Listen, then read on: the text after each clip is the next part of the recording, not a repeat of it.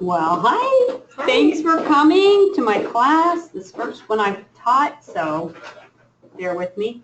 So this is Ignite 7. And did you get a chance to do your mission?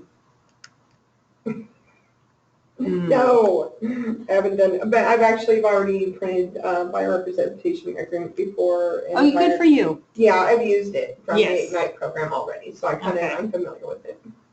Now, this is not wanting to move forward for me. Hang on a second, okay? I don't know the clicker might be broke. Well, no, it just worked. So, and hello to anybody who might be there with the Nevada County office. Hello, I'm Annie, teaching your class.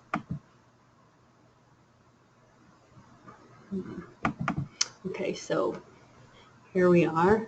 Find and win with buyers. Okay, there we go. Let's see. It's PowerPoint. Oh, there we go. It's going. Yay! So you did print out your buyer. Yeah, you did look over the homework. Yeah, no, I've used it before. But you didn't. Before today. Didn't really get a chance to watch your missions. Is this your first time doing Ignite? Yeah.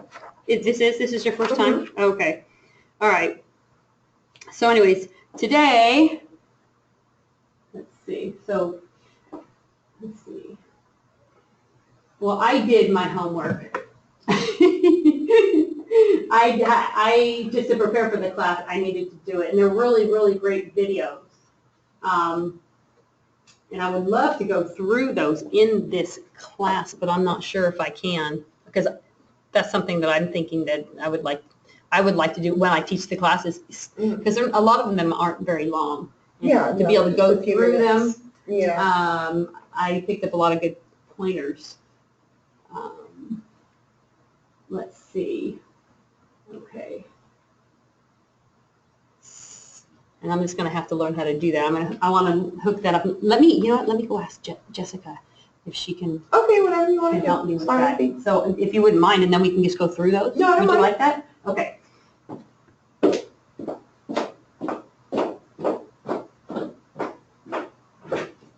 If it's possible.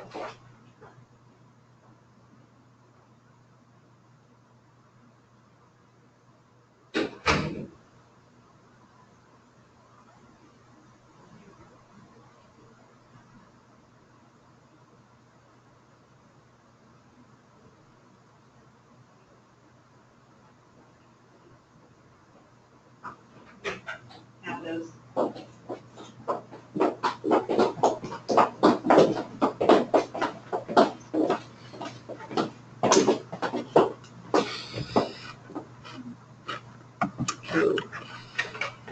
Getting some more videos from the mission here. So for anybody who didn't get a chance to do that, I don't want anybody to miss out on it. Okay, thank you. And so yeah, you'll just click on like the play button for the ones that you want to watch. All right, perfect. All right, great. So let's see. So today we're going to today's expectations: to find buyers, qualify and schedule buyers for the consultation, educate your buyers and set service expectations, learn and practice your buyer consultation. Let me move through this thing here. Okay, oh, that's the way it's doing. Okay.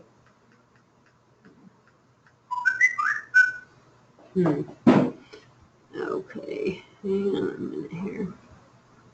Let me go to the PowerPoint. There we go. Okay. Let's see. Oh, there we go. That's better. Okay. Ask for the buyer agreement to be signed. That's a big one. Learn and practice your buyer consultation. Ask for the buyer agreement to be signed. Establish next steps. And to maximize your learning, devote the majority of your time on activities. So we're going to be doing that. Okay. All right.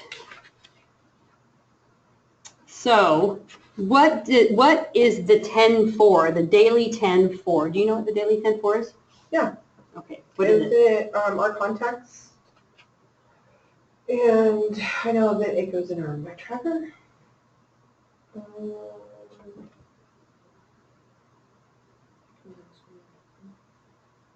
I had to go to my tracker. Okay. Yes. I do mine every day. Okay, you do your yours. Okay. Oh yeah. So, and the daily 10 for is there's 4 things that you do. One is you add 10 contacts to your database every day. 10 to database, 10 connections. You make 10 connections. 10 notes. You write 10 notes. And you preview 10 homes a week, and that should be our goal for every day. Well, and the 10 homes is per week, so, okay. So let's go through the mission, okay? I want to do that. I'm going to go through the videos in the mission.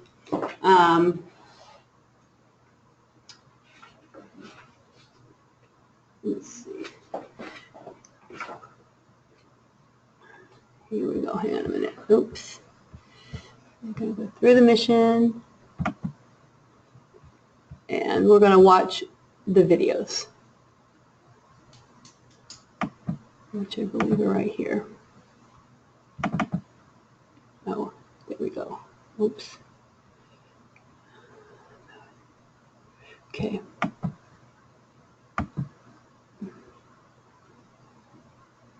All right. Let's scroll down this computer here, which I'm just learning how to use. Let's see. Okay. Now this is actually, this right here is not, at least when I clicked on it, it wasn't a video, but it's really good. I want to go through this, okay? 10 things every agent should know about mortgage lending. Do you mind going through this? Or go ahead. Okay. You're the teacher. Right. I was just saying, if you want to. The Allied, well, I just thinking, well, do you already know a lot about this? Okay, but you might know some of it. The allied resources an agent has in their business are important to the customer experience. So basically, we need to know as much as we can, even though we are not lenders, you know, basically. But it says. Key among these allied resources are mortgage relationships. The handoff between the agent and the mortgage representative can make or break a transaction. Robert Griffith, the CEO, says more agents, the more they understand about the mortgage process, the more seamless their transactions can be. 10 things we should know. Okay, so mortgage lending is ruled by the 3 C's: credit, capacity, and collateral. The agent's credit score must meet a minimum threshold, and past credit problems must be adequately explained and documented. The applicant must also have the capacity to make the new mortgage payment based on debt-to-income ratios, which means that they have enough money freed up every month to make their payment, and that their debts aren't going to basically infringe on that, okay? And then to have cash reserves to pay for closing costs. And it says the home that will serve as collateral must be appraised to determine value. The applicant's intended use of the home must be determined, and the applicant must show an equity stake in the form of a down payment. So they have to, the house usually needs to appraise, you know, for what they're asking, unless they have enough more of a down payment for that house. And they don't need, say, an FHA loan. And the applicant's intended use of the home, so, you know, whether if they're buying it to rent it, it's different as far as getting their financing. The minimum down payment, it says the minimum down payment is not 20%. A 20% down payment is required to avoid private mortgage insurance, okay, which is another expense that is, many loan programs allow down payments as low as 3 to 5%. FHA loans are available with 3.5% down, which can come from a gift from various resources. Eligible material veterans may be able to get a VA loan with 0 money down. Okay. In addition to the down payment, closing costs require additional cash. So you've got your down payment, which, you know, $1,000 to $3,000 or whatever the person wants to put down, depending on their seriousness and how much cash that they have. But then they have their closing costs on top of that, which can be reduced by negotiating a credit from the home seller. So sometimes you can get the home seller to pay part of the closing costs, some or all even, or by having the lender provide a credit at the closing in return for higher interest rate on the loan. Okay. It says, life happens, but the pause button must be pressed from loan application through the day of loan closing. It's critical that the information on the loan application remain true through the process.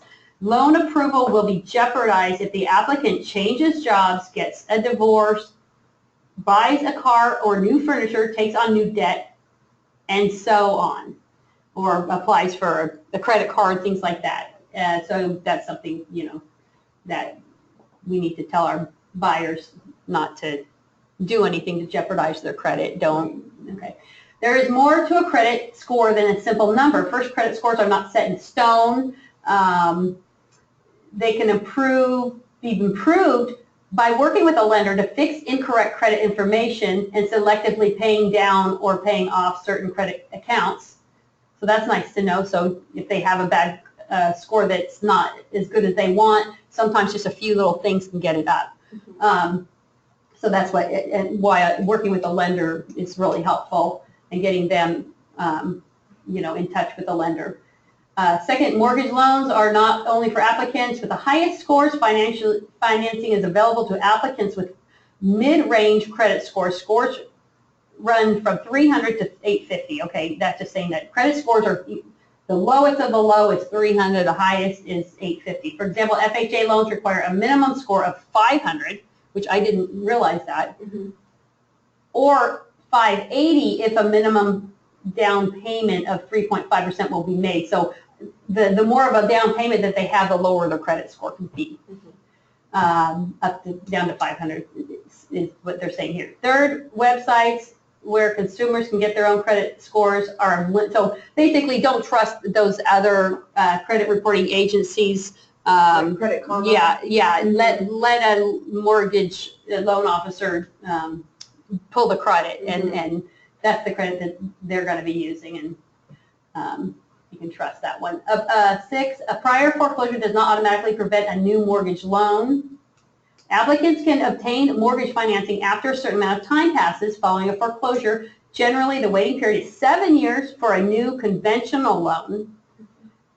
3 years, so conventional, you know, usually if they have like more of a down payment, they want a house that maybe doesn't qualify for FHA or is more expensive. It's just saying won't qualify for FHA. 3 years for an FHA loan. So after foreclosure, 3 years after that, they can qualify for an FHA, and only 2 years for a VA loan. These time periods may be shortened if the foreclosure was due to uncontrollable factors such as a job loss or a serious illness. So these are all good things to know. Mortgage pre-qualifications and pre-approvals are not the same. Okay, so pre-qualification is based on limited set of information which the lender has not yet verified. So pre-qualification isn't as solid as a pre-approval, but it can get you starting to look if what these people tell the lender is true. Pre-approval is set on based on a wider set of information that's been reviewed by a loan underwriter or an automated underwriting system. Mortgage eligibility requirements vary based on the property type. All homes, where am I? I just went too far. This is important. All homes are not created equal when it comes to mortgage lending. So, you know, you're not, houses that aren't run-of-the-mill houses that have, say, more property, things like that. Older versus stick-built homes. Yeah, stuff like that. So, you know, that require different types of lending and maybe more difficult to finance. All homes are not created equal. Standard guidelines are based on freestanding houses that will be occupied by a single group of individuals or a family called a single family residence. Guidelines differ for multifamily properties, condos. Let's see, what does it say? So it's wise for a borrower to review all the variables with the lender before committing to a specific, oh yeah, this is important. I didn't think we could go on this one. Hang on. The lowest interest rate is not always the best interest rate. This is good to know. The price of a mortgage loan is based on a combination of interest rates and fees, which are called points. A very low interest rate with high fees may over time cost the borrower more than a higher rate with lower fees. This often depends on how long the borrower intends to keep the property before selling it.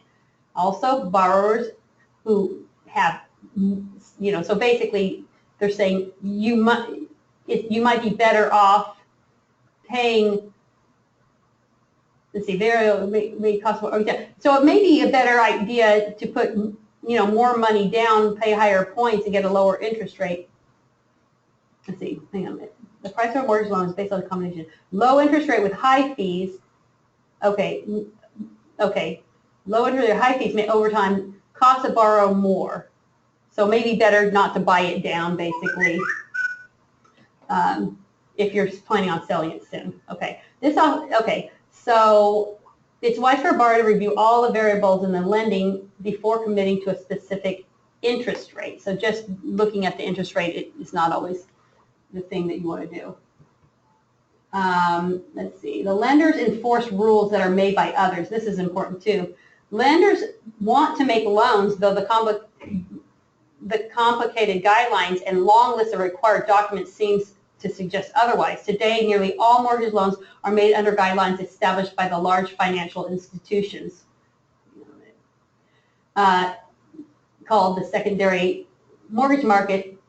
It says if these guidelines are not strictly met by the lender, the mortgage lender can be penalized and possibly forced to buy the mortgage loan back from the secondary market investor at a significant loss. So lenders are really held to tough scrutiny, basically, is what it is. And so they have a lot of roadblocks that they have to kind of get through to make a loan. So you just have to be patient and work through that. They're heavily regulated by the state and federal government agencies with additional rules even on top of all that. So, all right, so we went through that. That was a good one. Let's see. I think this is that one. Hang on. Okay. Okay. Let's go through and watch our videos.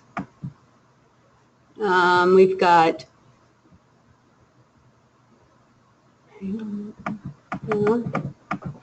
okay. So we're going to watch Chris Heller here. And this was part of the mission, but we're going to do it again. Just so.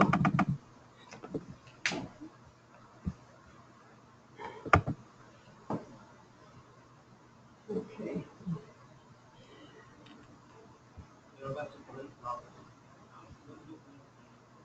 Sorry. Let me stop that for a second and see how I can get the volume up on this. Probably on the TV. Do you think? Yeah, there should be a remote over there for the TV. Oh, okay. And then just turn the volume up on that. All right. Thank you. Mm-hmm.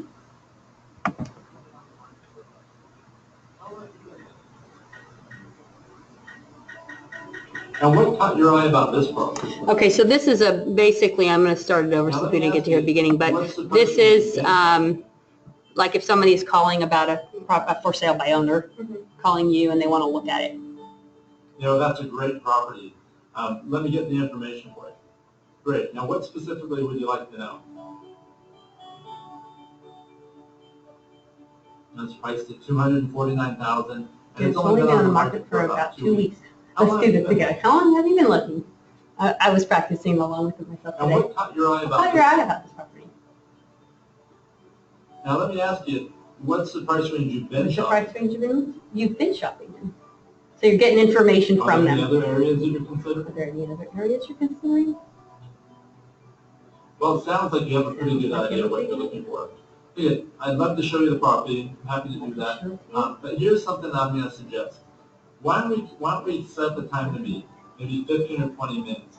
If you like this property, I can pull up any other properties that are either on the market or coming on the market that might fit your needs. What I'd like to do, though, is spend some more time to get some more information from you and share with you what we do that's different in helping people buy homes instead of just finding the ones that are on the market that everyone else has already looked at. Would you like to do that? Great. I'll give you our address. My schedule's pretty flexible. I can meet with you anytime this afternoon, or there's 2 or 3 times tomorrow that'll work. Like I said, come in. There's no obligation. You'll leave. You'll know exactly what's up for sale, what's going to be on the market. If there's anything that you want to go at, we'll be prepared to show them to you instantly.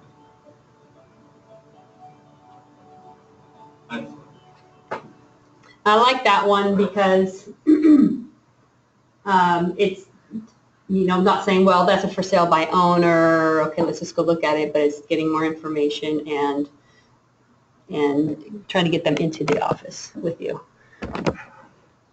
Did you like that one? Sure. Okay. I'm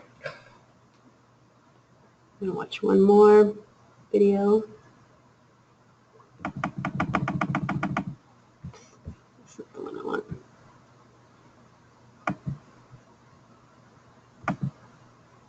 Okay. Okay, buyer consultation. This is good.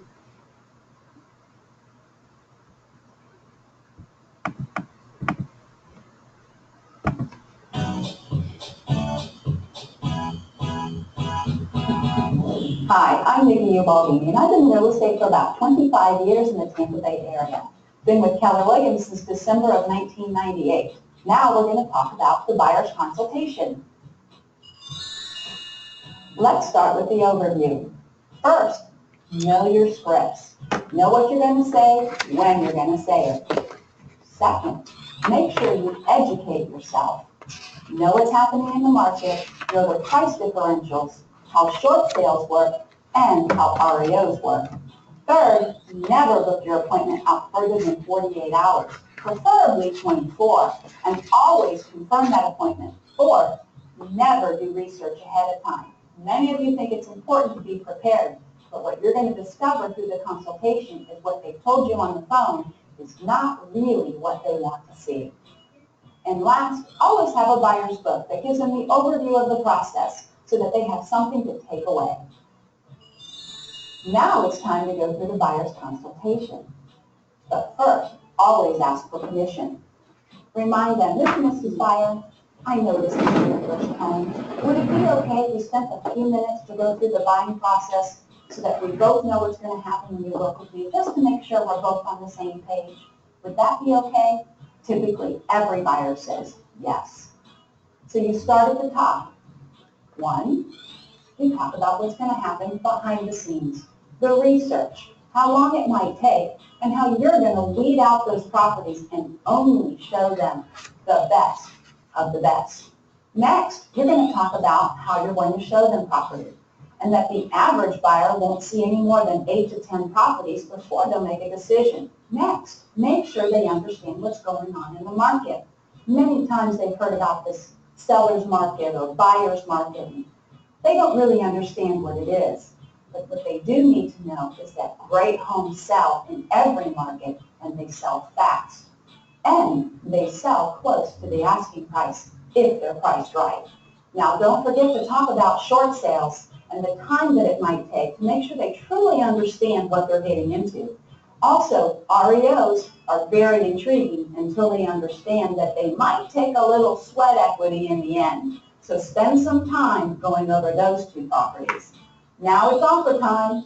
Make sure you let them know that you're going to help them make an educated decision on what to offer by doing a market analysis that shows them exactly what's happening in the market so they can feel comfortable about the price they're paying. And finally, they bought it. Their contract was accepted. And now they need to know that really that's when our job starts. We explain to them there's inspections, there's appraisals, and all the different things that are going to happen between now and the closing table, including the review of all the documents prior to their closing. Now we're going to go over the needs analysis. We're going to start with what we call the TENS process. So we start with the transaction and we say, Mr. and Mrs. Buyer, we're going to talk about the transaction. On a scale of 1 to 10, 1 being it's not very good, and 10 being it's a great experience, what one thing has to happen for it to be a 10? The next process we're going to talk about is on the home. And we're going to make sure that each person knows that they're only going to get 3 must-haves. So the 10s will consist like this. Mr. and Mrs. Buyer, on a scale of 1 to 10, what one thing does your new home have to have and or be for it to be a 10? And then say, why is that important to you? And describe for me what you mean. What this does is it helps us stop assuming. Once we finish with the 10s, we want to take them through the expectations. We want to find out, how does somebody win with them? Then, how does somebody lose with them?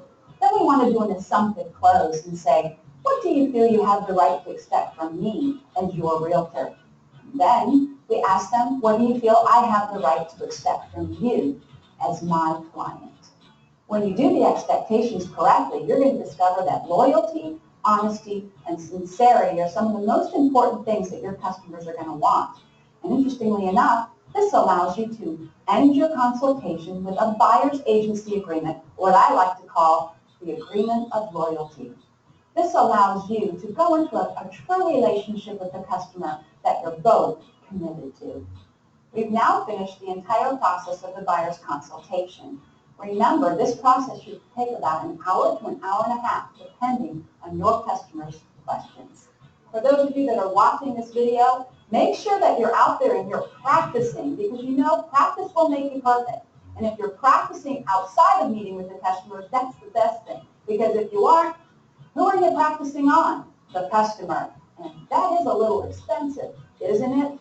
I am Nikki Ubaldini, and I wish you all the luck in all your buyer's consultations. Enjoy and have fun. Did you like that video? Yeah, it's fine. The thing that I really liked about this is because I always feel like sometimes, you know, a little uncomfortable asking people to sign a buyer-broker agreement. Mm-hmm. But I like how she just said, well, what will it take for this to be a 10? Mm-hmm.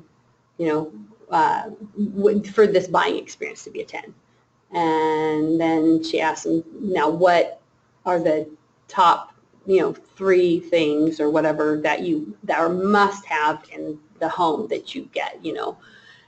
And then she asked, well, now what would make, what will make working with me, you know, or you know, what do you expect from me? Right. What are your expectations of me? And then what do you think that I should expect from you? And then she calls her closing thing, her buyer broker agreement, agreement of loyalty. Mm-hmm. And but there's something more that she said, and let me see if I can find it here. Hi, I'm Nikki Ubaldini, and I've been in real estate fast for forward about through it. 25 years. It's a really good in the Bay script. Area. Been with Keller loyalty, honesty, and sincerity are some of the most important things when you win with them. Then, how does somebody lose with them? How does somebody win Then we with want to you? do an assumptive close and say, but you mean. What this does is it helps us stop assuming. Once we finish with the 10s, we want to take them through the expectations. We want to find out, how does somebody win with them? Then, how does somebody lose with them? Then we want to do an assumptive close and say, what do you feel you have the right to expect from me as your realtor? Then we ask them, what do you feel I have the right to expect from you as my client? When you do the expectations correctly, you're going to discover that loyalty, honesty, and sincerity are some of the most important things that your customers are going to want. And interestingly enough, this allows you to end your consultation with a buyer's agency agreement, what I like to call the agreement of loyalty. This allows you to go into a true relationship with the customer that you're both committed to. We've now. So what do you think that I have the right to, what do you think that you have the right to expect from me? And what do you think I have the right to expect from you? Just those two questions I think are great questions, and then I think it would, after you go through the needs analysis, and I just feel like then it's so much easier to close if you say, you know, if they say loyalty, sincerity, and all that stuff. Mm-hmm. Okay, let's go through the next mission video. Let's see, I'm trying to find where it's at. Let me get this back here. Okay.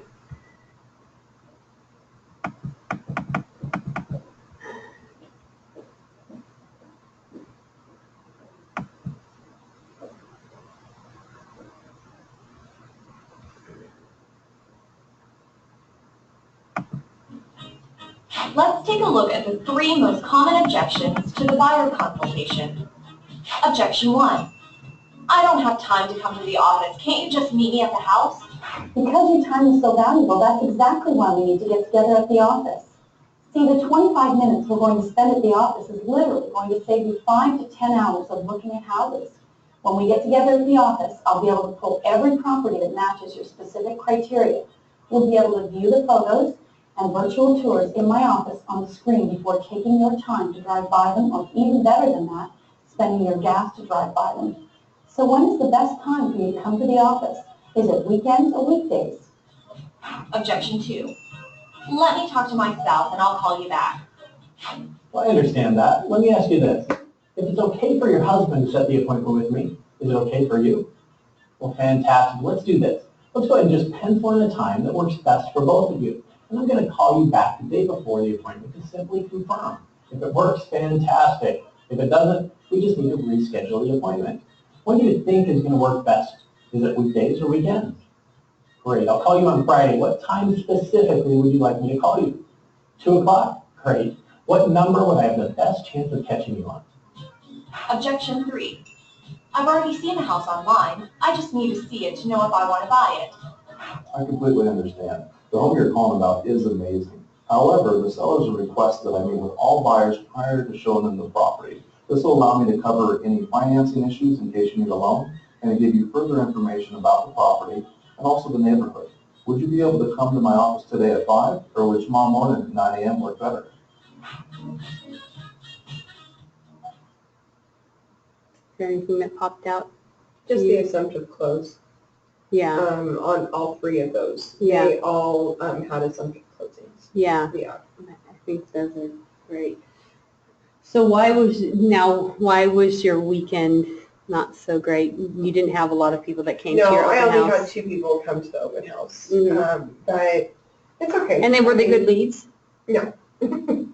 Okay. No, one was already working, well, not for me anyways. One was already working with an agent, and the other person was just looking.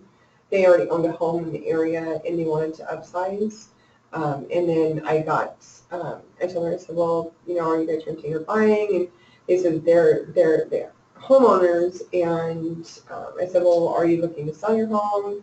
Offered a free CMA, and she just had a lot of pushback because she doesn't make any of the decisions. Her husband makes all of the decisions in the home. And she basically told me everything's his and he makes the decision, so I would have to speak with him. And he wasn't there. And he wasn't there. So, did you? but that's okay. Do you have her number? Yeah, I have her number and she has my information. So, I mean, we'll go from there. So what do you think you would do? Is there a way that you could have gotten more people? Do you think it just wasn't a very busy weekend? I have no idea. I do the same thing pretty much every time I do an open house. This is the first one that I have gotten hardly anybody at. And I think it was the location. Like I said earlier, the location of the home. Okay. It's really hard to find. And so next weekend I'm doing the same home. Okay. And I'm getting extra signs. Okay. Because that was the feedback from the 2 people that I did meet, was that it was really hard to find. Okay. So, and I think it's because I had 10 signs out. And did you find out how did they find out that you were having an open house? I don't know. Excuse me. That would be a good way to know. Well, I'm sure that one of them was a drive-by. They lived in the area. Okay. And then the other one is working with a realtor. So they probably figured it out through their realtor, and they probably said, oh, yeah, go over to this house. Okay. So, and then other things just kind of got you a little bit down. No, it just wasn't a very, I mean, I don't, usually on Mondays when I come in, I have a lot of stuff to do, following up on my open house and all the people, but I don't have that today. So okay. it's like, okay, so now I've got to find things. Okay, well, is there anybody, if you want to, do you want to make a few phone calls right now? Okay. Okay. Yeah. All right. No, that's okay. All right. So. I don't have anything ready for today. Okay. Would you, well, I'm still then continuing, since you didn't have a chance to go through this. Yeah, it's fine. I just feel like it's, otherwise we're just kind of jumping ahead, but we're not really prepared. So, that's not the one that I want with this. So.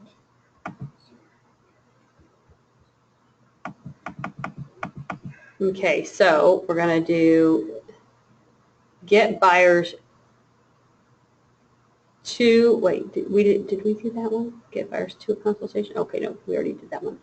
Okay, we're going to do the next one, which is,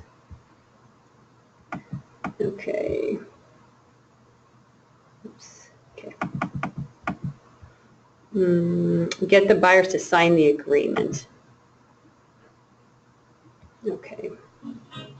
Let's take a look at the 3 most common objections to the buyer representation agreement. Objection 1. I don't want to sign anything. I want to be free to work with other agents. When you engage me as your real estate sales representative, you give me the tool that I need to represent you. That means I get to answer you in a paragraph rather than a sentence. Let me tell you what I mean by that. Naturally, when you sign the buyer representation agreement with me, I am contractually obligated to share any information about the seller's situation that I find out. For example, if it's a divorce, a relocation, or estate sale, as a subagent of the seller, that means that I do not represent you, and of course, I can only answer you in a sentence. I want to be your advocate, not theirs. So let's do the right thing and sign the buyer representation agreement today. Objection 2. What if I change my mind during this 30-day period? I understand completely. Think of this agreement as a form of going steady, not marriage. If you decide at any time you don't want to go steady anymore, we can just break up. There's no need for a divorce, and you can break up with me any time if I'm not meeting your expectations. If you feel comfortable with that, we can just go ahead and sign the agreement today. Objection 3. I don't need to work with an agent. I can find a home on my own through the internet. I know how you feel. As you know, over 90% of buyers right now find their properties on the internet. What you may not know is that all the costs of working with me as your buyer's agent are completely paid by the seller. And if you were to work directly with the listing agent or the seller, their job is to sell you the home for the most amount of money. My job as your buyer's agent is to help you buy for the least amount of money in the shortest amount of time, and that is what you want, isn't it? Did you like that? Mm-hmm. What did you like about that one? Just the wording on some of the things that they're saying. You know, it's different than what you would, when I go to speak to somebody, not things that I would think about to say, but it's good. What was one thing that stuck out to you on that one?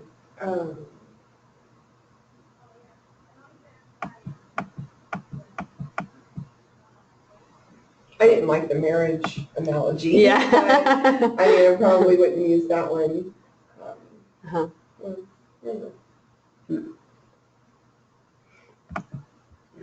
Okay, I think there's just one more here. All right.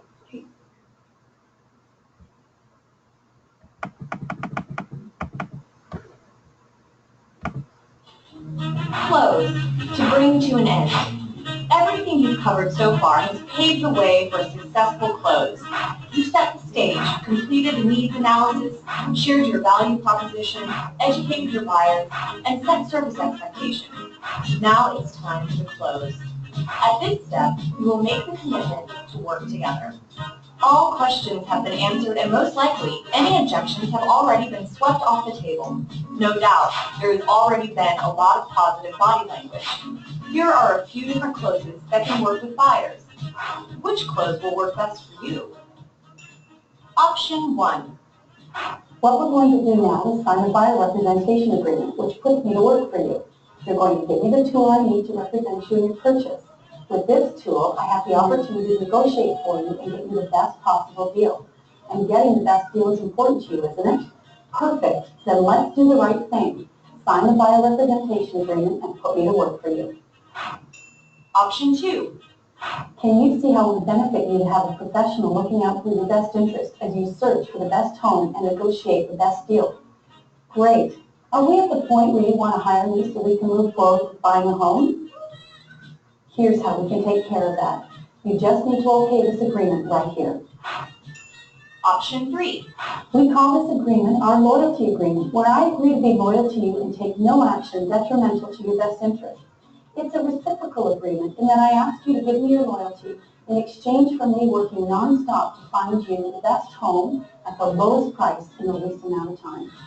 Keller Williams research shows that 91% of Keller Williams agents conduct a buyer consultation before showing a buyer any houses. Do it right, and you will close more buyers in less time. Do it wrong or skip it altogether, and you will spend more time closing fewer transactions. The choice is yours. Which one did you like best? The last one. Really? Yeah.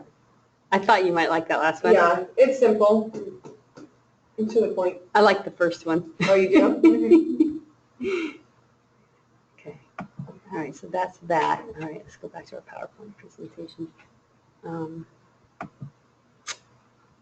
Would you like to practice some scripts with me? Killing me. I'm so glad you're here. You're killing me. I'm so glad you're here. Oh. Okay, so. Okay, so scripts are calling renters. Mm-hmm. That is a good idea right now. Why do you think that's a good idea right now? Right, with the market, how it is right now? Good time to buy. For a renter, why do you think it's a good idea for a renter? Because they're paying a mortgage anyways, they're just paying it to somebody else. Oh, there, well, I like that. That's good. You're paying somebody else's mortgage, basically. Yeah. Why pay somebody else's debt when you can pay your own? And then, do you know how much rents have gone up in the last, say the last year? Have you? Yeah, it's probably went up quite a bit, because I know over in my area, there's 4 bedrooms are going for like $1,650 a month. Where's this? Over off of, like in the Vogue, Southwest area. Yeah. So I know in my area, it's like Wow. $1,650 for 4 bedrooms. Okay, and how much, what, did that just go up recently? Did you just notice that it went up It was about recently? 6 months ago when that went up. From where, from what was it before? It was probably around $1,450. So it went up like $200? Yeah. So in the 4 years that I lived in that area, it's went up quite a bit. How much do you think it's gone up in 4 years? I don't know. I don't know how much in 4 years. I know that in 4 years, just in the area that we live in, a 3-bedroom, 2-bath was going for between $950 and $1,050 a month, Okay. and now they're going for $1,250 to $1,300 a month. Okay, so that's gone up Yeah. like $300. in 2 years or in 4 years. Yeah. So that's a good that's a good reason, Yeah. So let's see. Videos. We've got to watch this video here. So let me escape from here and watch this. Let's see. Find the motivated here.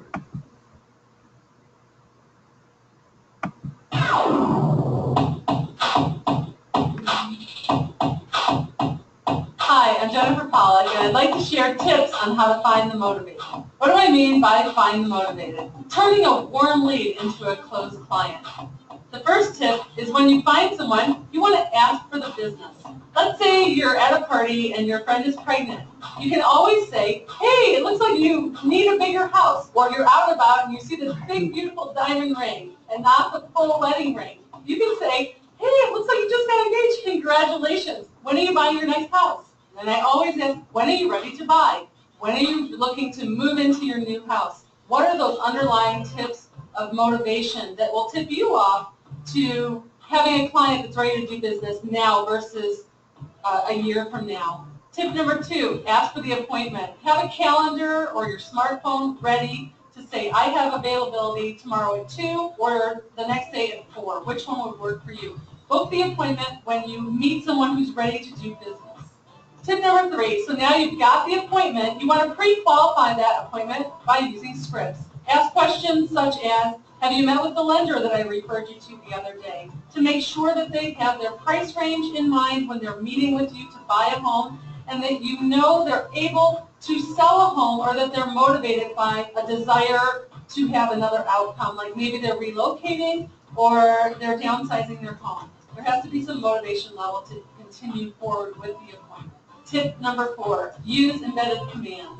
When you get in front of the people face-to-face at your appointment, you want to be talking embedded command language, such as, when you're comfortable and confident that I can sell your home, then we'll sign the contract tonight. If you're using that language throughout your hour or half an hour appointment, they'll be more comfortable when they get to the end, and they'll sign that contract, and then you can move forward. The last step is you sign them up, and now it's your goal to get a referral. When you're in conversation with them, on the phone, in the car, at the closing, use questions. Who else do you know that's looking to buy a home, sell a house, or invest in real estate that I can call today? If you keep saying this throughout the process, you'll find yourself turning more of your current clients into referral business that will generate lots of easy sales for you. So go out there and find the motivated and have a great day. I liked her. What do you think about her? She has It's a a 24/7 job. Yeah. Yeah. Oh, yeah. Yeah. Yeah. Yep. Everywhere you go. Yeah. Anyone you meet. Uh-huh. And if you're not doing that, then it's not going to happen. I like the way, to me, like, she kind of had a bubbly personality and a little bit of a little sense of humor when she's talking to people. You know what I mean? Mm-hmm. I like that. Like, and a confidence, too. And I like when she said, when you're comfortable and confident that I can sell your home, then we'll sign the agreement tonight. Yeah. So that embedded command. All right. We're going to watch this one and then we'll practice scripts, okay? Needs analysis. A systematic process of collecting information about needs, wants, and desires that is used to establish and define goals. No. Okay. Step 2 of the buyer consultation is the needs analysis. Only when you understand what is ultimately important to your customers can you deliver it. Many agents ask their clients, what do you want in a house, and stop there. They don't realize the answer to that question isn't the same as what do you need or what's important to you. Determining your customer's core wants, needs, and values is a process. Draw a line down the middle of a piece of paper and write needs on the left and wants on the right, and use it to track their needs and wants as you go through this process. At this point, you will have a clear understanding of what buyers need versus what they want, but you are not done. Now, you want to drill down and uncover their values by finding out why they need and want what they do. Use this question: what about blank is important to you? Let's see how it works. Say your buyer has told you that they want or need a large yard. You say, what's about a large yard that's important to you? No. Your buyer says, I like to garden.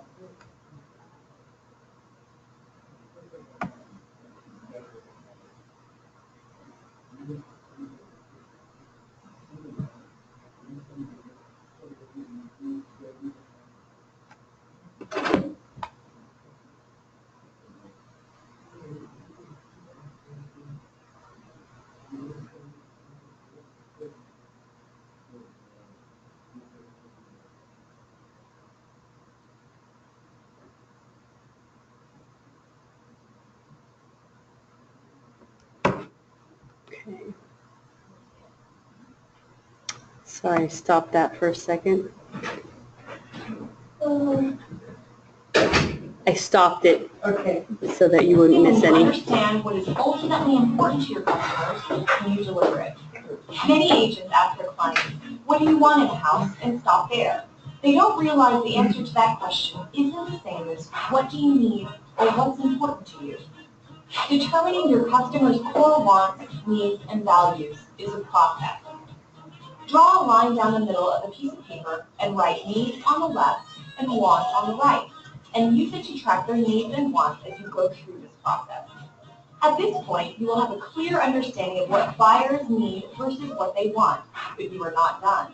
Now, you want to drill down and uncover their values by finding out why they need and want what they do. Use this question: what about blank is important to you? Let's see how it works. Say your buyer has told you that they want or need a large yard. You say, What's about a large yard that's important to you? your buyer says, I like to garden. You ask, You like gardening. And what's important about gardening?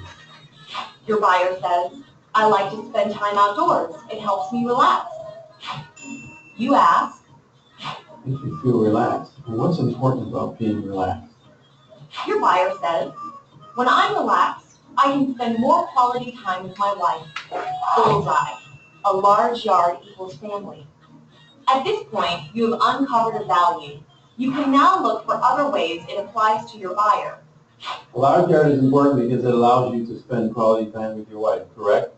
So what else about your new home would be important to you in terms of spending more time with your wife? Okay. So those are our videos for today.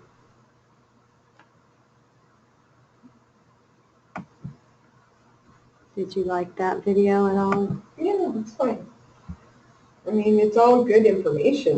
You know, it's just having the opportunity to apply the information that you're learning.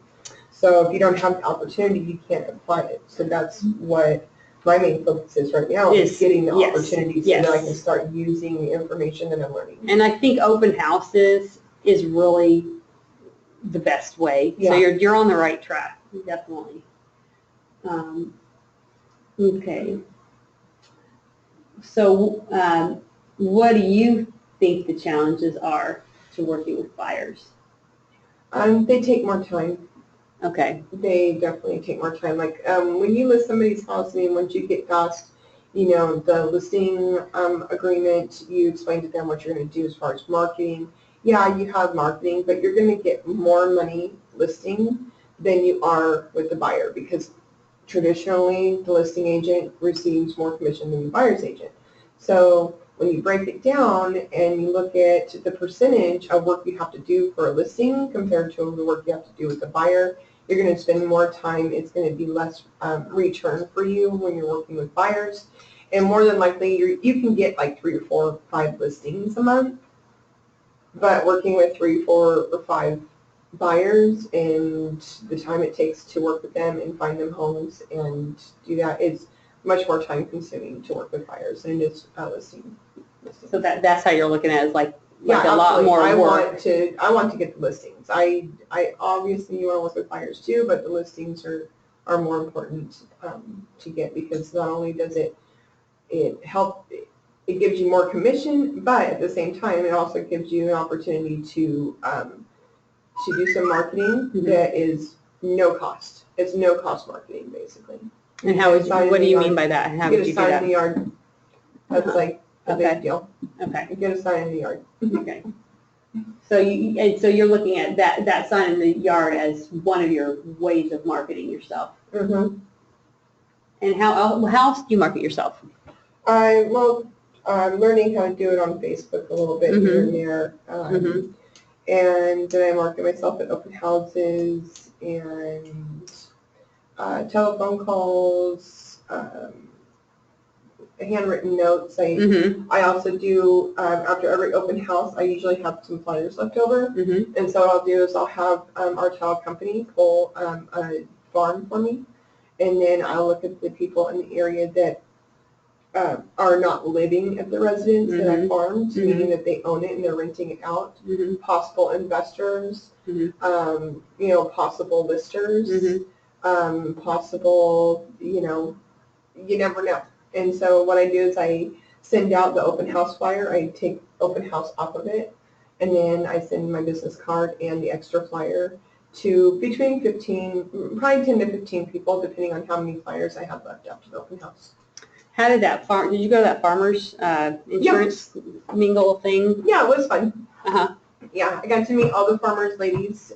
They're all really nice ladies. Gave some of my business cards out. They had just food and a raffle, and just everybody kind of just hung out. And I met some people for disaster relief, like repairs and things like that. And I talked to one of the gentlemen and told him that if he wanted to come in on a Wednesday to call me, and I'd set up a time, like an affiliate time with Jessica for them to come in and talk to us about it. Because you never know. I mean, there's things that happen here that they need disaster relief for. Well, all the time. Yeah. Fires, water. I mean, in-home floods. Yeah, I mean, exactly. So, and you've been doing your My Tracker too. Yeah, I'm low on adding people to my database because I'm not doing my lead generation by phone. I'm more doing my lead generation by direct mail and open houses. And so I'm not adding those people that I'm sending direct mail to. I'm not adding them to my database until they call me back.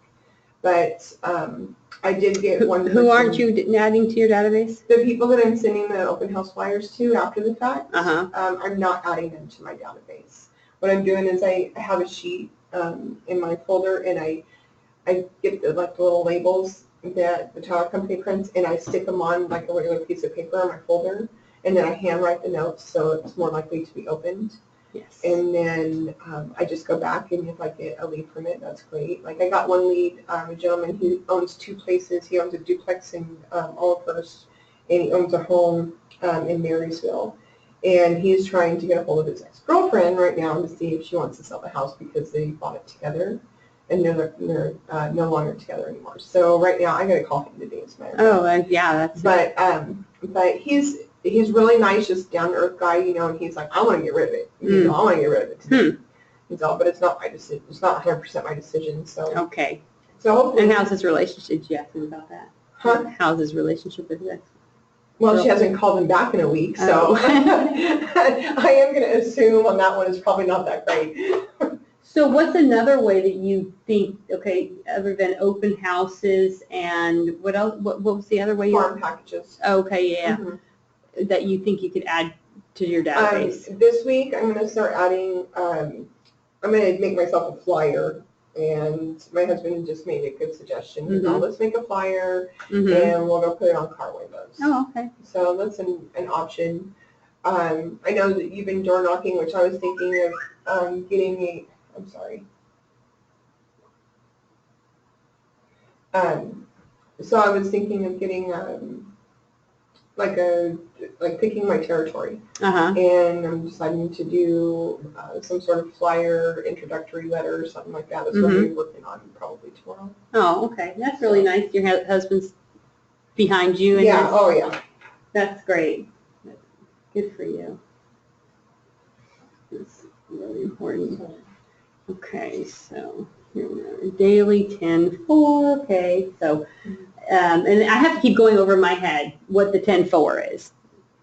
10 contacts, speak with 10 people, add 10 people to your database, speak with 10 people in your database, write 10 notes, and preview 10 homes. I don't, on the make 10 connections, which is speak with 10 people in your database, I don't use my database for that. Yeah, and you don't necessarily have to. No, I count those as people that I speak to in regards to real estate every day, no matter where I'm at.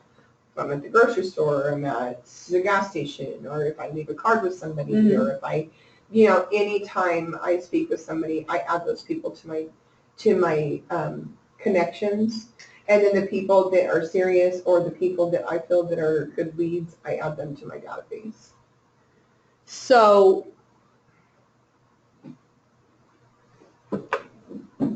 you pre-screen a lot of the people that you would even add to your database? Yeah, usually.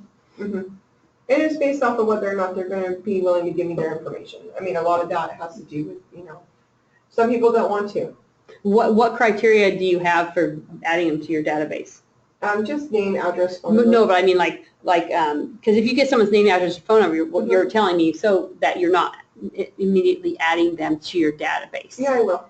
Oh, you are? As long as you have that information, you're adding them? Yeah, but if I'm missing one piece of the information, like if I have an address and not a phone number, I'm not going to add it to my like when I do my farm packages, I don't add those people to my database because I'm not sure if they're even interested in real estate at this point. I'm just kind of testing the waters with them to see if they're going to contact me back. And then if they do contact me back and they're interested or they have questions, then I'll add them to my database because I'll be able to get the third piece of information. So basically, I need to have 3 pieces of information to add them to my database, whether it's a phone number, an email, an address, but I need to have 3 because I want to at least have a phone number, I want to at least have a mailing address or an email address. And then if I get an email address, I put them on a campaign right away. If I don't get an email address, I send them a thank you note, direct mail. I think that's nice that you do the notes. I think that's really important. I've been starting to add, even if I just have their phone number, because at first I wasn't. Yeah. But really, when I go to make my calls, if I at least have their phone number in there, then I can. I don't put my phone number people into my e-edge. I don't put anything into my e-edge until I qualify them. After I qualify them, then they go into my e-edge. Now, what do you mean qualify? That means I get 3 pieces of contact information. Oh, okay. So if I have them just with, if I only have their phone number or I only have their email or only have their mailing address, I'm not going to add them to e-edge. So they all go on a separate because you feel file. like you wouldn't be able to do like the 33 touch? Right, I can't do anything with them. I can, if I have a phone number, great, I can call them, but I use a separate spreadsheet from that, on that. And then I have like dates I called, what we talked about, when my next call will be. Like one of my customers, I got to call them tomorrow. And I don't have his email address yet. So I haven't added him to my database. But I know that he's, he's going to be probably a good referral base, but I'm not going to start anything with him yet until I get 3 pieces of contact information for him. Okay, so why don't, I'm going to let you, well, why don't you go ahead and call that one guy you were saying you need to call him to find out if he got a hold of his girlfriend. Why don't you call him, and I'm going to, I think I'll handwrite a note. Okay, let me go. I gotta go get my stuff out of the. All right.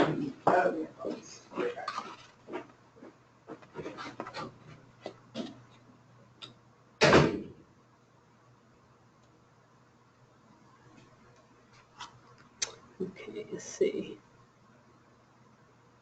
So we're handwriting notes, making phone calls for a few minutes. If you have a call list, get that out.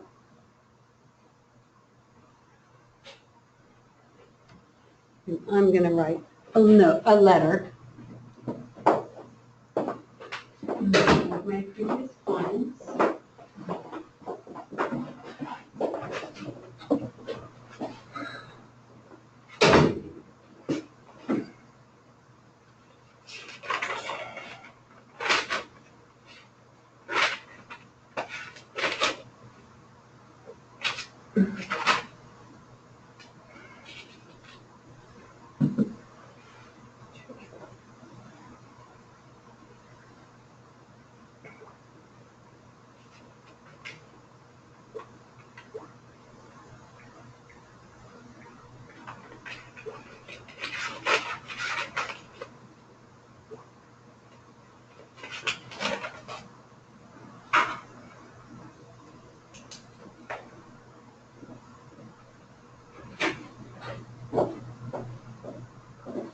Hi Jack, it's Sarah Dutra. How are you doing this fine Monday morning?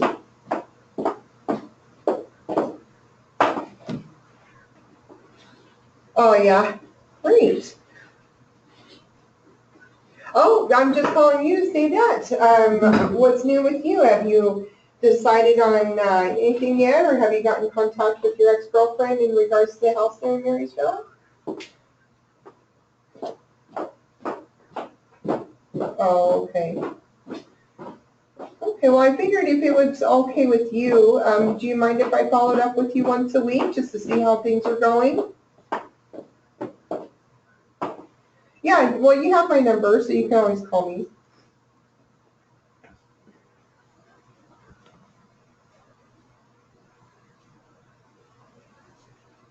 You may have to go down to the county office to find out if why the record's incorrect. I will also ask my broker for you to find out how you can make changes to the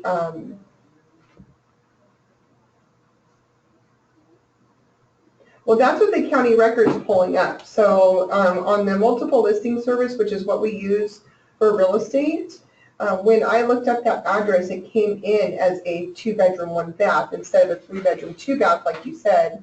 That's why I double-checked the information with you. So let me talk to my broker, Jack, and let me find out how to make changes.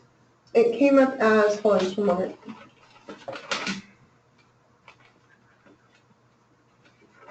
Yeah, it comes from the multiple listing service, which is like county records.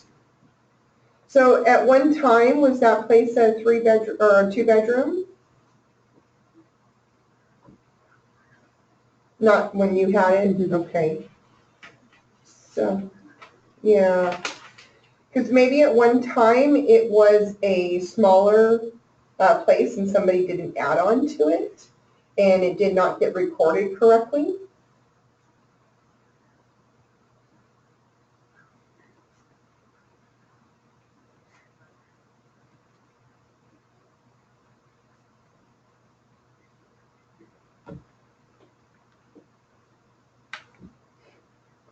Mm-hmm.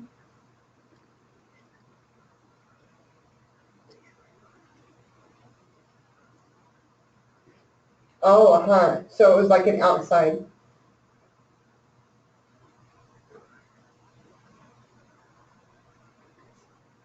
Oh, so you made some improvements to it.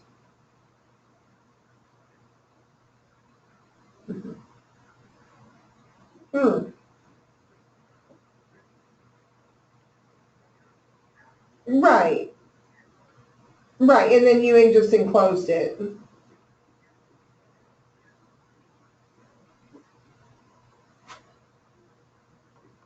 Mm-hmm.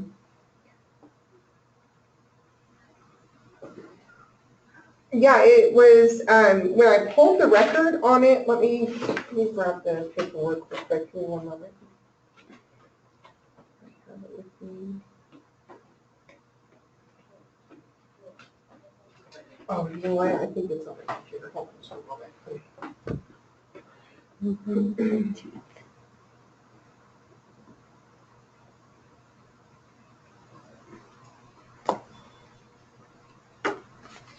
Sorry, it's taking just a minute.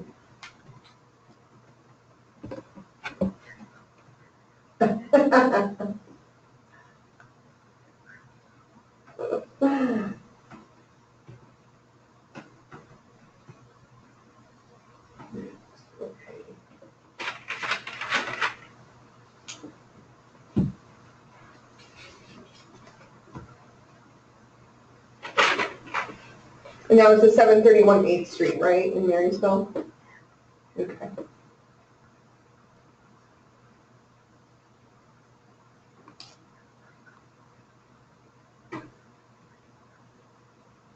Yeah, because that's why I double checked with you because it was coming up. It was coming up differently than what you had told me. So that's why I was like, well, wait a minute. I thought you said that it was a 3-bedroom, 2-bath, and then, like I said, I'm pulling it up right now. But give me just one moment. 8th Street, Marysville. There it is. Search. So this is the U.S. Center Association of Realtors. This is the site that I use to evaluate property prices. But it's coming up as a 2-bedroom, 1-bath, single-family residence, 1,400 square feet. And you had told me, no, it's okay. Go ahead.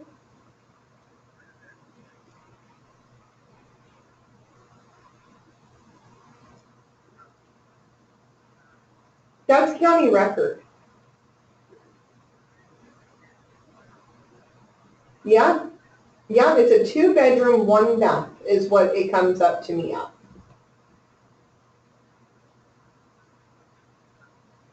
No, it's, what I said was a 2-bedroom, 1 bath, and then that's why I asked you if it was a 3-bedroom, 2 bath, because the information that I got off of the county information that's in the system wasn't adding up to what you told me it was. So that's why I was concerned. I was like, well, it says it's only 1,400 square feet or almost 1,500 square feet and a 2-bedroom, 1 bath, but you told me it was 1,600 square feet, 3-bedroom, 2 bath.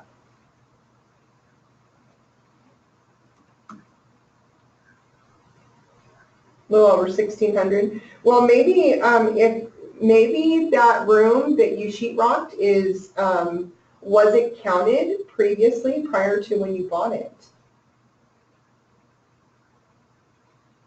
I'm not sure either.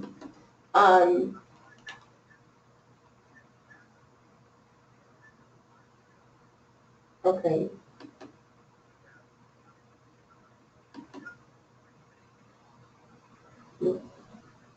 Yeah. Yeah, no, it's showing, and it was 731 8th Street in Marysville, right? Right on the corner. Yeah, and I can see it's on the corner of 8th and H. And yeah, but yeah, it absolutely states that it is a 2-bedroom, 1 bath and not a 3-bedroom, 2 bath. Yeah. So what I did is I changed it. I made some changes for me to pull the market analysis for you because it was coming up incorrect. I made some changes to make the value more accurate for you. So I changed it to a 3-bedroom, 2 bathroom, but it's just for my information. It doesn't change it in the county records. If you would like me to, I will find out from my broker if you need to make changes to what the records are showing. I can find out for you and get back to you on that and let you know how to make the changes to that. Yep. 2-bedroom, 1 bath. And that's what I'm showing, yep.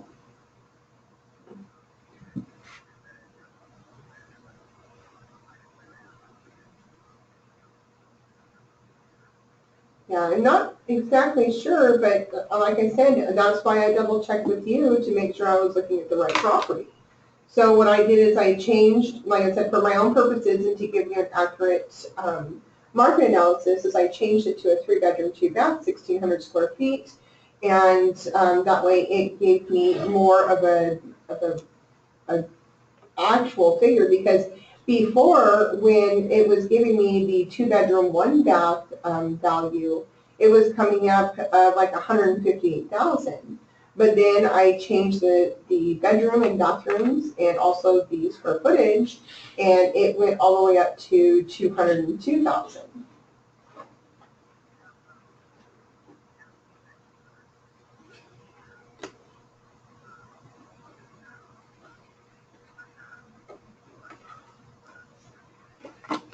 Yeah, 731 8th Street, and I'm looking at it. There's a picture of it here. It's right on the corner of H and 8. So no, I am looking at the right property, and so maybe something got mixed up between the 2 properties. Maybe it got recorded incorrectly. I don't know how that'll work with your taxes. I'm not the tax professional.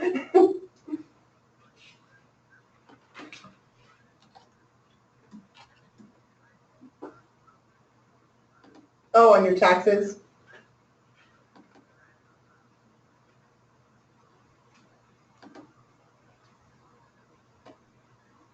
Mm-hmm.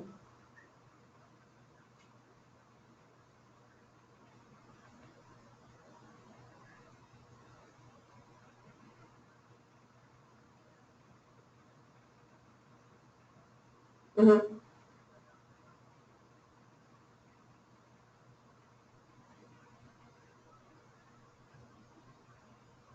Mm.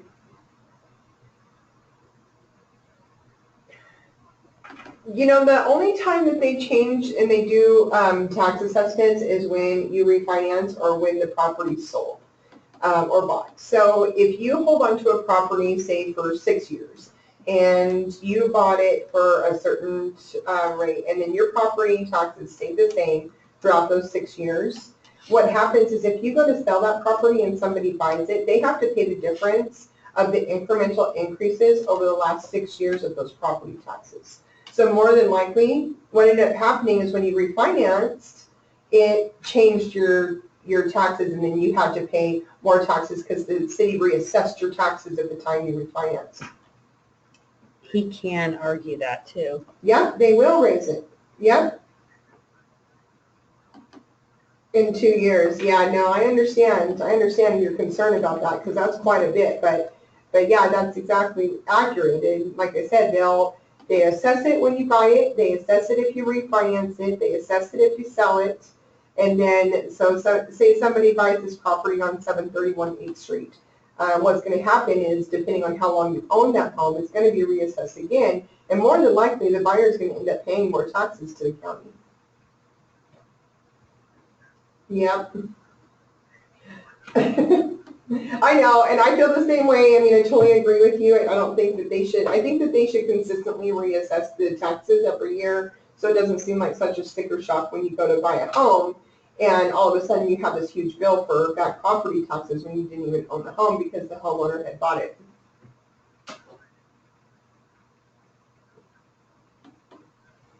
Mm-hmm. Right, and then they got, right, it stays that way until they look to refinance or sell. And so they get fixed into a rate when they bought the house, and then even though the property taxes are going up and up, they're at the same rate that they paid when they bought the house. So then they don't have to go and pay any additional until they go to sell or refinance. Now when you refinance, and you went, 6, 7 years, then what's going to happen is those property taxes are going to get you because they're going to reassess the property because you have to do another appraisal on the property. So if they're, I agree. I am right on the same page with you.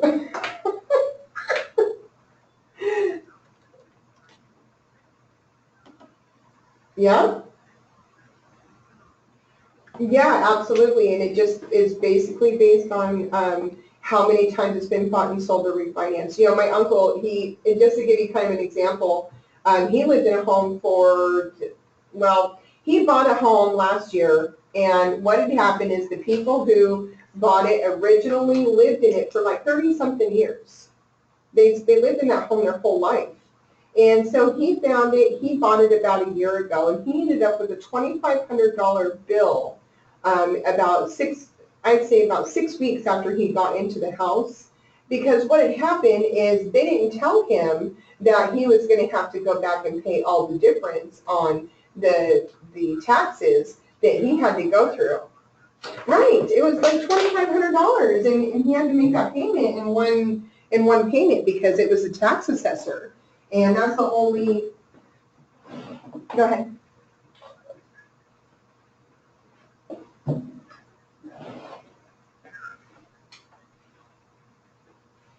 It probably wouldn't be. They probably would, and I wish I could make some laws around here, but that's not my job. I know, I totally understand what you're saying, though, because it does make it a hardship for people when they go to buy a house, and especially depending on how long the owners owned it in the past. So if they just sold it like 2 years ago, and then somebody buys it, the taxes aren't going to be that much different. But if they owned it, like my uncle in his situation, if they owned it for 30-something years, then you're looking at a pretty big jump. Yeah.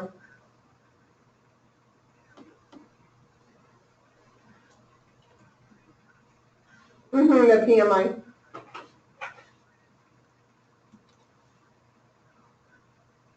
Right. Yep.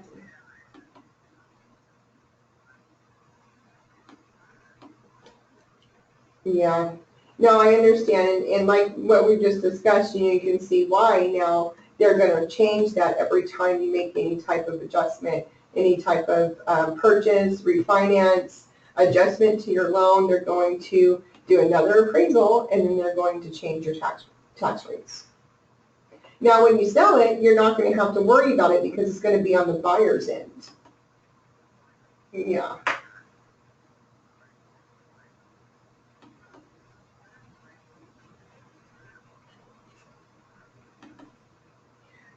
You know, I don't know if it's always correct. I mean, I don't want to say that it is, because in this situation, you're telling me different information, and it's saying it's a 2-bedroom, 1-bath, and then you're saying that it's a 3-bedroom, 2-bath. So, I mean, at this point, I really want to talk to my broker about it and find out if we can, I mean, I can even pull a title report to see how it is in the title.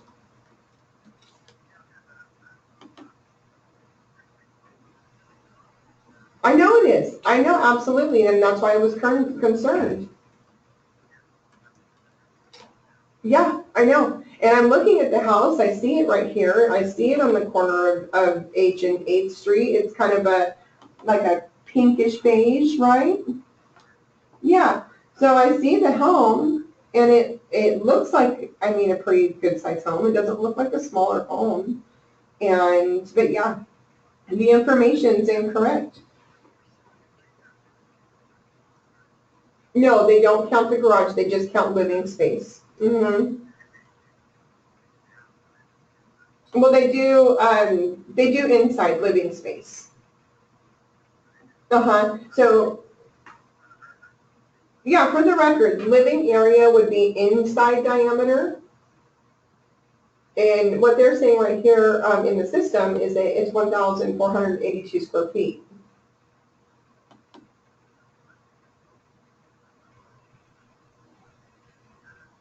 Yeah, no, it's saying it's 1,482.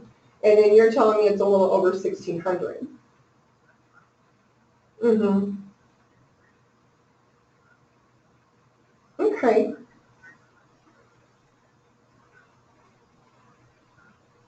Well, no, absolutely. So let me do this. Let me pull a title report for you today, okay?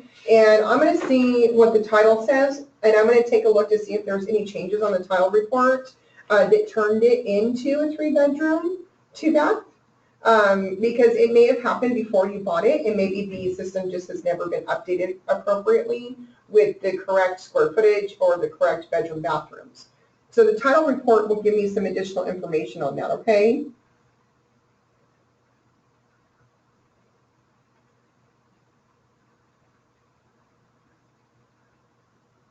I don't know. I will find out for you, though. I absolutely will find out for you. You know, this is a unique situation, Jack, and I've never come across this before. So it's really interesting to me also to find out how to get this corrected.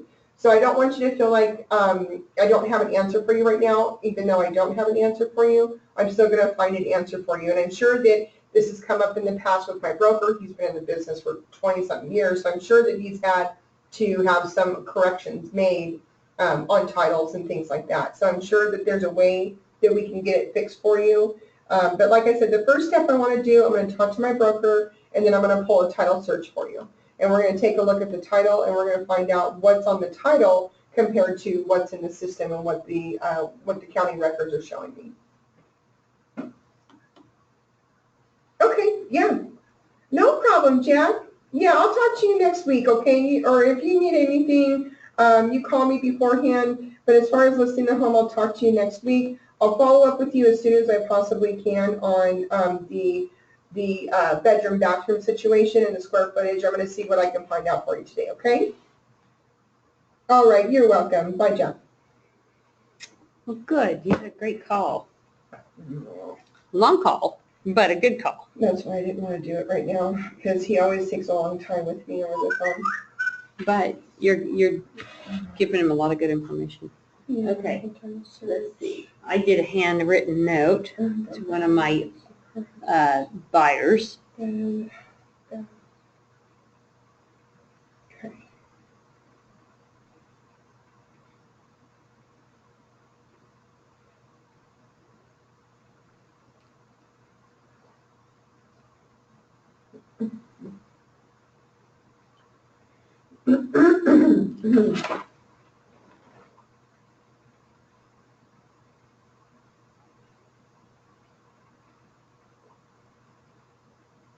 I think I could do that. Actually.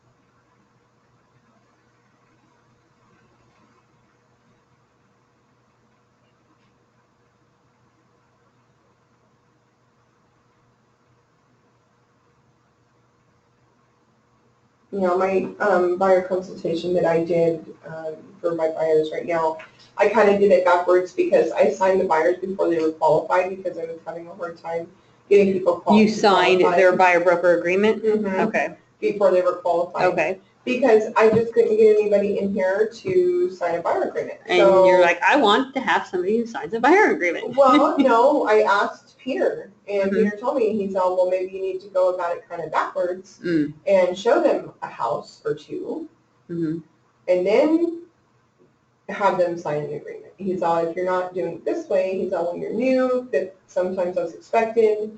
And so I did that, and it worked out good. But then when we went to qualify, they're not going to qualify for 4 to 6 months, which is still fine. Yeah. Because, you know, that's exactly when they wanted to buy anyways, so now they know what they have to do. Now, where'd you find this buyer?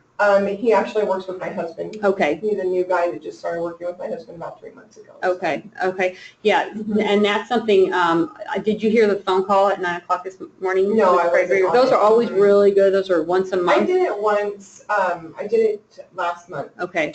And it was all good and fine, but I just didn't. I think I missed last month, but this one, they were just talking about like going back and looking at where did you get your most of your referrals from, and you know, and then focusing like on that, like, and to me, it is sphere of influence, you know, and there's a lot more that's untapped there. Do you know what I mean? Yeah.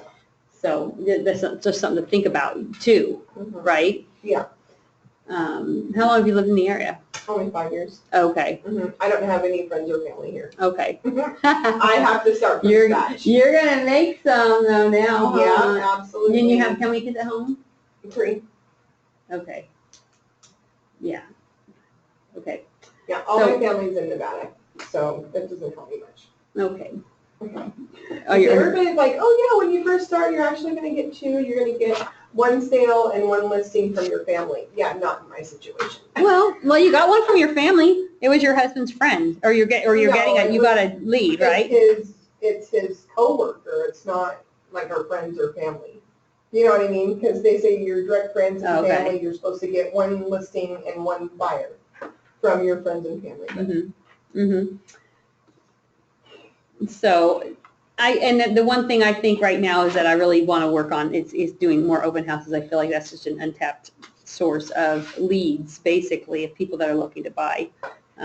Usually. But you really have to qualify whether or not they're just looking or if they're working with another agent. Because if they're working with another agent, you're done. I mean, that's pretty much all you can do.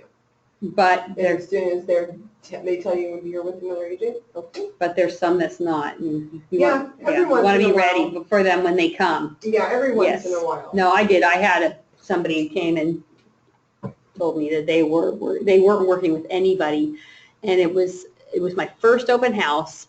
I wasn't really aware of how to handle that. I was kind of, for some reason, thinking that this, you know, they were, because it was Rick's house, that they were would be Rick's clients. I didn't really know that I, you know, how to basically capture them, or that I could, and it was kind of a shame because that I didn't know how to grab that, because on the selling and buying end altogether it was about $1 million. Yeah. And so, and they were qualified and they were ready to go. So, Yeah, and be careful when people tell you they're qualified, because until you actually see the paperwork, they're not. Well, I've already seen all their home. I saw their home sell. Well, I'm just saying from experience, because last week I ran into a situation where they told me they were qualified, and they absolutely were office. Yes, and that's why so I think really important to get them in the office. Right, exactly. 'Cause And they go can tell you through whatever they want over the phone or in person. going through their buyer's need analysis is really, this is a really neat thing here. I used that on my first. Did you? Oh yeah, absolutely. I printed that out plus the buyer's needs analysis and also the This other thing, buyer the guide. presentation. Uh-huh. Mhm. Guide to buying your home. I used both of those on my first buyer's agreement. And how long did it take you? Well, I was showing them the house on top of it. So the whole time I was there, it was an hour showing them the house. Did you do this at the house? Yep. Oh, good for you. That's Yep. nice. I had it all prepared with me before I showed them the house. Uh-huh. And, you know, of course, they're not qualified yet, but, you know, I figured I might as well get them in contract, whether they're qualified or not. That's right. Eventually, they will be, That's really neat. you know, and then I asked them to do a 6-month contract with me. Uh-huh. And I told them, I said, you know, if at any time you don't feel like I'm doing a good enough job for you, you're more than welcome to back out. Mhm. It's not something where I'm going to, you know, be upset if you decide to, like the marriage thing, I didn't use that analogy, Yes. but I told them, I said, this is basically just telling me that It's like a I'm loyalty going to- agreement. and I told them, I said, this is telling you that I am going to put you first. I said, say Oh. somebody else comes around and they want to go look at 100 houses, Mhm. but they're not willing to sign an agreement with Mhm. me. I'm going to tell them, I'm sorry, but I'm working with you Mm-hmm. and that you are my first priority when you sign this agreement. Mm-hmm. And that's what I tell them. Mm-hmm. It means that Yeah. then it's time for me to really go to Yeah, work it's for you. my job. And then Yeah. we went with one lender, and I think that they were really happy with this, but Mm-hmm. I tried a lender, and of course, first thing, you know, I knew this guy from in the past, right? So I tried a lender, and he blew 2 appointments with them right off the bat. So I told The lender blew the appointments or the buyer No, blew the appointments? the lender blew 2 appointments with the buyer. And so I talked to Don, and Don's all, you can give him as much time as you want, but that shouldn't be how you're doing business. I said, okay. So I went with somebody else, and they were told what to do, what everything looked like, what they'd be, you know, looking at, how long it was going to take them to get, you know, qualified Mhm. in 2 days, less than 48 hours with the new lender. And so they were really happy. They said, you know, we're really happy that you decided to go with a different lender because it was 2 weeks that we were waiting for that lender to get back to us. That's And we had everything, easy. yeah, and we had everything within 48 hours from the new lender. Steve is great here, and then I do know about some other people too, so Yeah. we'll have to talk Well, about no, that. I just asked Don. Yeah. And Don told me who to use. Yeah, And he was awesome. Yeah, I want to. Yeah. I want to talk to you about you know, outside of this too. We can talk about lenders and stuff like that, and maybe you can tell me who you used, and I can tell you some of my. Okay, let's see. So, where to find local market statistics? So let's do this. You know how to do this, right? So I want to go into the Yuba Sutter Association of Realtors here, and What, the MLS? huh? The Yeah, into the MLS? MLS. Yeah, and I want you to do that too. And Yeah, I'm on. what we need to do is get 2 different price ranges. I thought we'd just go to trends and do this. Where'd you do Because that? there's a section in the MLS Yeah. where it says trends. Uh-huh. And then, because Dawn was showing me how to do this, so where did it go? Hold on. Trends, there we go. And it gives you kind of what they show us at the team meetings on Wednesday. So you can select a region, and then you can select where within the region. You can select by zip code. You can do by houses on the lot. I mean, you can do by short sale, all property. It's really cool. And then you can do for sale versus sold. You can do average price per square foot, days on the market, sold list price percentage, average price for sale and sold, months. So that's one thing that you can do here. Now, another thing that they were suggesting, and it's a good tool to use, is doing a search. Let's just say you're searching for homes, all right? And then do a standard search and say that you're looking for a residential property. Are you at their standard?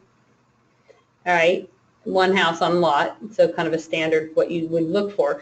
But instead, just do like the solds. So it's something, this is just information that you can bring to or you can speak to a buyer about her. I put these in my CMAs. Now, are you doing, so here we have, what, 808 homes that sold since October, or since July 17th. Then you can go ahead and put in your price right down here. Let's just say you do from the $150,000 through, say, 100. no, I'd say 220, just like, say 250. So 150 to 250. And then just say search for homes that are in that range. Okay. So see, they're all coming up here. Then what you can do, so have you done that, something like that yet? I have 617 listings. Okay.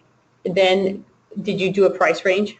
Mm-hmm. From 200 to, or what, you did 250? Okay. Then go ahead and click all of them like that. And I did all the solds. I did just the solds. I do active, pending, and sold. Okay. So I did just the solds. And then, but you can do that. And then just go to the statistics. See that at the top? Uh-huh. And click on that. So from that price range that you did, you can see here what the average list price is from that, in that range. You can see what the average selling price was. You can look at what the days on the market are.